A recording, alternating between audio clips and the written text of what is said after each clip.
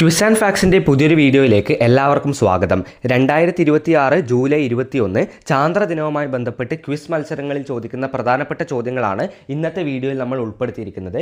നമ്മുടെ തൊട്ട് മുമ്പുള്ള വീഡിയോ 2026 ഇപ്പോൾ നിങ്ങളെല്ലാവരും കേട്ടിരിക്കാൻ സാധ്യതയുള്ള ഡോക്ടർ അനിൽ മേനോനെ പറ്റിയും അതുപോലെ തന്നെ ആർട്ടമിസ് മിഷനെ പറ്റിയൊക്കെയുള്ള വീഡിയോയാണ് നമ്മൾ തൊട്ട് മുമ്പ് അപ്ലോഡ് ചെയ്തിരിക്കുന്നത്. അതുപോലെ തന്നെ 2024-25 വർഷങ്ങളിലെ ഏറ്റവും പ്രധാനപ്പെട്ട സ്പേസ് മിഷൻസിനെ പറ്റിയുള്ള ചോദ്യങ്ങളും ആ ഒരു വീഡിയോയിൽ ഉൾപ്പെടുത്തിയിട്ടുണ്ട്. അതുകൊണ്ട് തന്നെ ഈ ഒരു വീഡിയോ കണ്ടു തീർത്ത ഉടൻ തന്നെ ഈ വീഡിയോയിലെ ചോദ്യങ്ങളെല്ലാം പഠിച്ച ശേഷം ആ വീഡിയോ കൂടി പോയി ഒന്ന് കാണുക. കാരണം അത് വളരെ ഇമ്പോർട്ടൻ്റ് ആയ വീഡിയോ ആണ്.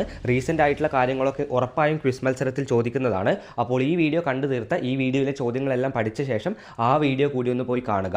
അപ്പോൾ നമുക്കിനി നേരെ ഈ വീഡിയോയിലേക്ക് കടക്കാം. ഈ വീഡിയോയിൽ നമ്മൾ പറയാൻ പോകുന്നത് ഏറ്റവും പ്രധാനപ്പെട്ട 15 ചോദ്യങ്ങളാണ്. നമുക്ക് നേരെ വീഡിയോയിലേക്ക് കടക്കാം. അതിനു മുമ്പ് ഈ ചാനൽ ഇതുവരെ സബ്സ്ക്രൈബ് ചെയ്യാത്തവർ ഇപ്പോൾ തന്നെ നമ്മുടെ ചാനൽ ഒന്ന് സബ്സ്ക്രൈബ് ചെയ്യുക. അതുപോലെ തന്നെ വീഡിയോയുടെ അവസാനം നിങ്ങൾക്ക് വേണ്ടി ഒരു ബോണസ് ക്വസ്റ്റ്യൻ നൽകിയിട്ടുണ്ട്.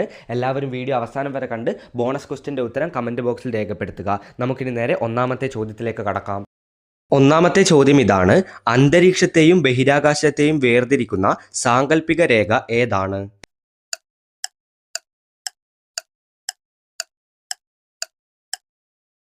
ഉത്തരം കാർമൻ രേഖ. കാർമൻ രേഖ എന്നാണ് ആ ഒരു സാങ്കല്പിക രേഖയുടെ പേര്. അതായത് നമ്മുടെ അന്തരീക്ഷം എന്ന് പറഞ്ഞു കഴിഞ്ഞാൽ അറ്റ്മോസ്ഫിയർ ആണ്. അറ്റ്മോസ്ഫിയറിനെ നമ്മുടെ എർത്തിൻ്റെ അറ്റ്മോസ്ഫിയറും അതുപോലെ തന്നെ ബഹിരാകാശം എന്ന് ഉദ്ദേശിക്കുന്നത് സ്പേസ് ആണ്. എർത്തിൻ്റെ അറ്റ്മോസ്ഫിയറും സ്പേസിനെയും വേർതിരിക്കുന്ന സാങ്കല്പിക അതായത് ഇമാജിനറി ലൈനിൻ്റെ പേരാണ് കാർമൻ രേഖ അല്ലെങ്കിൽ കാർമൻ ലൈൻ. രണ്ടാമത്തെ ചോദ്യം: ഇന്ത്യയുടെ ചാന്ദ്ര ദൗത്യങ്ങളെ നമ്മൾ ചാന്ദ്രയാൻ എന്ന പേരിലാണ് വിളിക്കുന്നത്.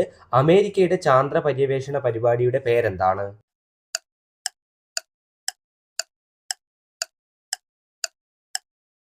ഉത്തരം അപ്പോളോ ദൗത്യങ്ങൾ അല്ലെങ്കിൽ അപ്പോളോ മിഷൻസ്. ഇന്ത്യയുടെ ചാന്ദ്ര ദൗത്യത്തെ നമ്മൾ വിളിക്കുന്നത് ചാന്ദ്രയാൻ എന്നാണ്. ചാന്ദ്രയാൻ 1, 2, 3 പറ്റിയൊക്കെ നിങ്ങൾക്കറിയാം. അമേരിക്കയുടെ ചാന്ദ്ര പര്യവേഷണ പരിപാടിയുടെ പേരാണ് അപ്പോളോ. ചോദ്യം നമ്പർ 3: ചന്ദ്രന്റെ വ്യാസം എത്രയാണ്? ചന്ദ്രന്റെ ഡയാമീറ്റർ എത്രയാണ്?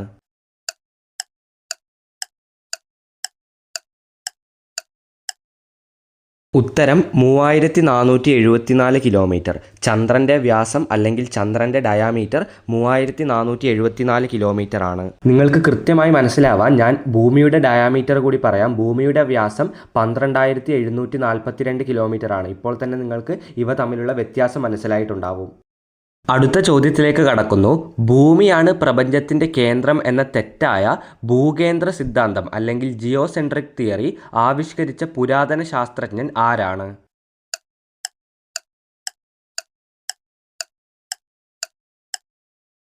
ഉത്തരം ടോളമി. അതായത് ടോളമി എന്ന് പറയുന്ന പുരാതന ശാസ്ത്രജ്ഞനാണ് ഭൂമിയാണ് പ്രപഞ്ചത്തിന്റെ കേന്ദ്രം അല്ലെങ്കിൽ അതൊരു തെറ്റായ സിദ്ധാന്തമാണ്. ആ സിദ്ധാന്തത്തിൽ പറയുന്നത് ഭൂമിയാണ് പ്രപഞ്ചത്തിന്റെ കേന്ദ്രം എന്നാണ്.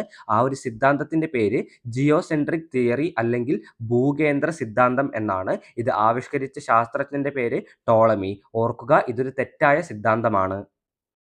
അടുത്ത ചോദ്യം: ആധുനിക ജ്യോതിശാസ്ത്രത്തിന്റെ പിതാവ് എന്നറിയപ്പെടുന്നത് ആര്? ഫാദർ ഓഫ് മോഡേൺ ആസ്ട്രോണമി എന്നറിയപ്പെടുന്നത് ആര്?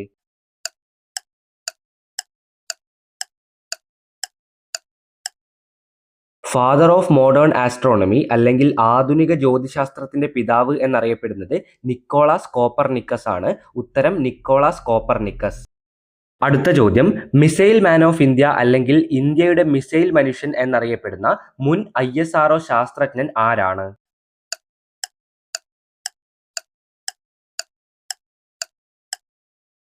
വളരെ ഇമ്പോർട്ടൻ്റ് ആയിട്ടുള്ള ചോദ്യമാണ്. ഉത്തരം doctor APJ Abdul Kalam. Doctor APJ Abdul Kalam ആണ് ഇന്ത്യയുടെ മിസൈൽ മനുഷ്യൻ അല്ലെങ്കിൽ മിസൈൽ മാൻ ഓഫ് ഇന്ത്യ എന്ന പേരിൽ അറിയപ്പെടുന്നത്.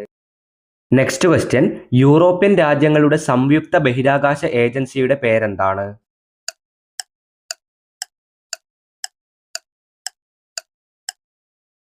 ഇതിനെ നമ്മൾ ഇസ എന്നാണ് പറയുന്നത്. സ്പെല്ലിംഗ് ESA എന്നാണ്. ഇതിന്റെ ഫുൾ ഫോം കൂടി ഓർത്തിരിക്കുക. യൂറോപ്യൻ സ്പേസ് ഏജൻസി എന്നാണ് ഇസയുടെ ഫുൾ ഫോം. ഇതെന്താണ്? യൂറോപ്യൻ രാജ്യങ്ങളുടെ സംയുക്ത ബഹിരാകാശ ഏജൻസിയാണ്. അടുത്തത് നമുക്ക് സിമിലർ ആയിട്ടുള്ള ഒരു ചോദ്യം തന്നെ നോക്കാം. റഷ്യയുടെ ഔദ്യോഗിക ബഹിരാകാശ ഏജൻസിയുടെ പേരെന്താണ്?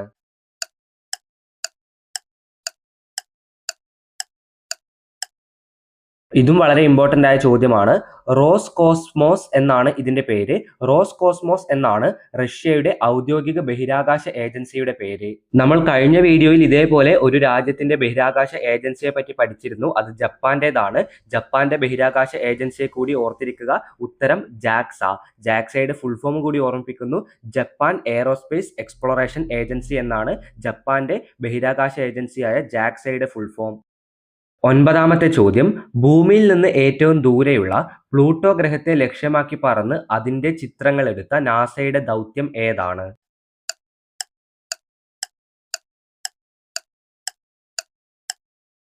ഉത്തരം ന്യൂ ഹൊറൈസൺസ്. ന്യൂ ഹൊറൈസൺസ് എന്നാണ് ആ നാസയുടെ ദൗത്യത്തിന്റെ പേര്. ഈ ഒരു ദൗത്യം എന്താണ്? ഭൂമിയിൽ നിന്നും ഏറ്റവും ദൂരെയുള്ള ഡ്വാർഫ് പ്ലാനറ്റ് എന്നറിയപ്പെടുന്ന പ്ലൂട്ടോ എന്ന ഗ്രഹത്തെ ലക്ഷ്യമാക്കി പറന്ന് അതിന്റെ ചിത്രങ്ങൾ എടുക്കുക എന്നാണ് ന്യൂ ഹൊറൈസൺസ് എന്ന ദൗത്യത്തിന്റെ ഉദ്ദേശം. 10ാമത്തെ ചോദ്യം, മാർസിന്റെ സർഫസിനെ പറ്റി പഠിക്കാൻ നാസയുടെ 2 ആക്റ്റീവ് റോവറുകൾ ഇപ്പോൾ മാർസിലുണ്ട്. ഏതൊക്കെയാണ് ആ റോവറുകൾ?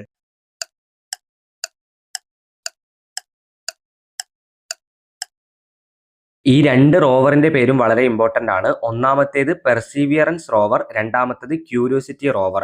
മാർസിന്റെ സർഫസിനെ പറ്റി പഠിക്കാൻ നാസയുടെ 2 ആക്റ്റീവ് ആയിട്ടുള്ള മാർസിന്റെ സർഫസിലുള്ള റോവറുകളാണിത്. ഒന്നാമത്തേത് പെർസീവിയറൻസ് റോവർ, രണ്ടാമത്തേത് ക്യൂരിയോസിറ്റി റോവർ.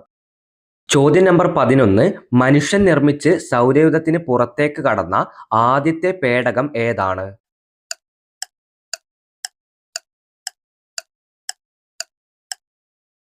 ഉത്തരം വോയേജർ 1. മനുഷ്യൻ നിർമ്മിച്ച് സൗരയൂഥത്തിന്റെ പുറത്തേക്ക്, അതായത് ഇന്റർസ്റ്റെല്ലാർ സ്പേസിലേക്ക് കടന്ന ആദ്യത്തെ മനുഷ്യനിർമ്മിത പേടകമാണ് വോയേജർ 1. 11ാമത്തെ ചോദ്യത്തിന്റെ ഉത്തരം വോയേജർ 1. 12ാമത്തെ ചോദ്യം, നമ്മുടെ കഴിഞ്ഞ വീഡിയോസിൽ നമ്മൾ ചന്ദ്രയാൻ 1, 2, 3 ഒക്കെ വിക്ഷേപിച്ച വർഷവും തീയതിയും പഠിച്ചതാണ്. അടുത്ത ചോദ്യം, മംഗൾയാൻ ദൗത്യം വിക്ഷേപിച്ച വർഷം ഏതാണ്?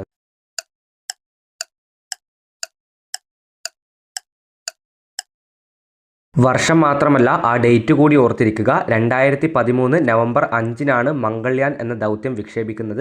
ഉത്തരം 2013 നവംബർ 5.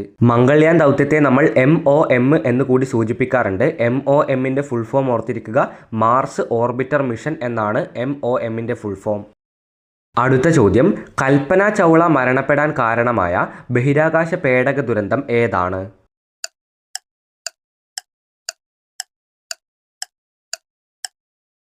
2003-ലാണ് ഇത് സംഭവിക്കുന്നത്. കൊളംബിയ സ്പേസ് ഷട്ടിൽ ദുരന്തമാണ്. അതായത് കൽപ്പന ചൗള മരണപ്പെടാൻ കാരണമായ ബഹിരാകാശ പേടക ദുരന്തത്തിൻ്റെ പേര് കൊളംബിയ സ്പേസ് ഷട്ടിൽ ദുരന്തം. നടന്ന വർഷം ഓർത്തിരിക്കുക, 2003. 14ാമത്തെ ചോദ്യം വളരെ എളുപ്പമുള്ള ചോദ്യമാണ്. ബഹിരാകാശത്തെത്തിയ ആദ്യത്തെ ഇന്ത്യൻ വംശജയായ വനിത ആരാണ്?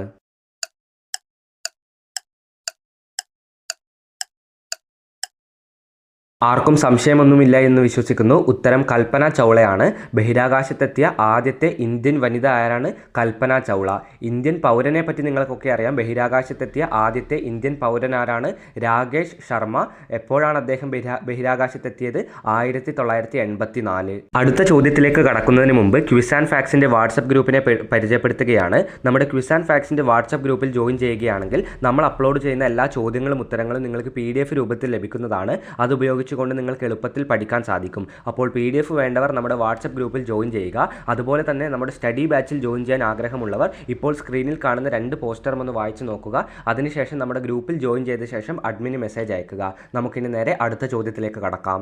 വീഡിയോയിലെ 15ാമത്തെ ചോദ്യം, ബഹിരാകാശത്തെത്തിയ ആദ്യത്തെ ജീവി ലൈക്ക എന്ന നായയാണെന്ന് നമുക്കൊക്കെ അറിയാം. അത് ഏത് പേടകത്തിലാണ്? ലൈക്ക എന്ന നായ ഏത് പേടകത്തിലാണ് ബഹിരാകാശത്തേക്ക് പോയത്?